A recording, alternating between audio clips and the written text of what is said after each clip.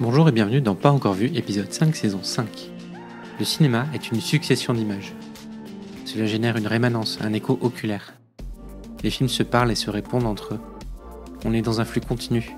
On a des mouvances et des vagues. Pour ce mois de mai, on va parler d'influence, d'écho, de persistance rétinienne.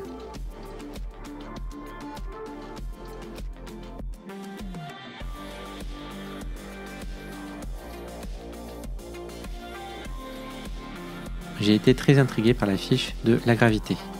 Elle m'a évoqué des influences aux comics, au manga et aux jeux vidéo. L'action se passe dans une banlieue française, au moment où un alignement de planètes inédit va se produire. Le trafic de drogue de la cité est aux mains d'une bande de jeunes. Menés comme une secte, ils y voient une conjoncture cosmique pour que leur empire s'étende au reste du monde.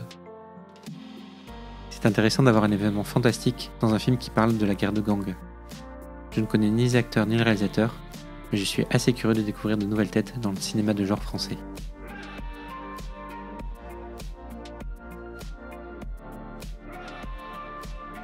Pour la Maleta comme pour la Gravité, c'est grâce au graphisme de l'affiche que je me suis intéressé à ce film.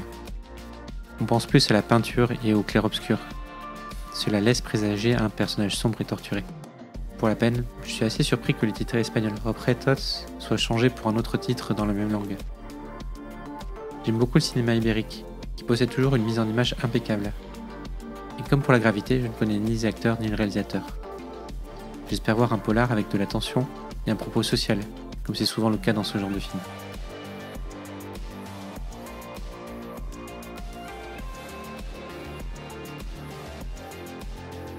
Je ne vais pas vous mentir, quand j'ai préparé ce Pas encore vu, je voulais absolument parler de ce Spider-Man. Si ce film est dans la lignée de Spider-Man Into the Spider-Verse, le film précédent, il illustre à lui seul ma théorie sur les échos, les images qui se répondent, les influences multiples de tous les arts. Il mêle des styles d'animation différents en fonction des versions de Spider-Man et Spider-Woman.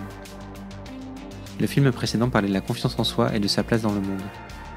Le nouveau film semble parler de la paternité, de la destinée, des choix cornéliens à faire pour sa vie d'adulte. Attention, il s'agit d'un film en 2 parties, et la suite semble arriver beaucoup plus tard. Mais il reste une de mes plus grosses attentes de 2023, le film précédent étant dans mon top 2018. On enchaîne 24, 30 ou 60 images par seconde. Notre rétine les garde chimiquement. Notre cerveau corrige, adapte, améliore. Nos souvenirs les subliment. Pour ce mois de mai, je voulais vous donner ce sentiment de synesthésie, où les sens se mélangent, créant des émotions inédites. Et si cette vidéo arrive à vous communiquer ce que j'ai en tête, alors j'arriverai peut-être à prouver mon postulat de base. On se retrouve le mois prochain pour d'autres films. D'ici là, prenez soin de vous et de vos proches, et si vous le pouvez, allez au cinéma.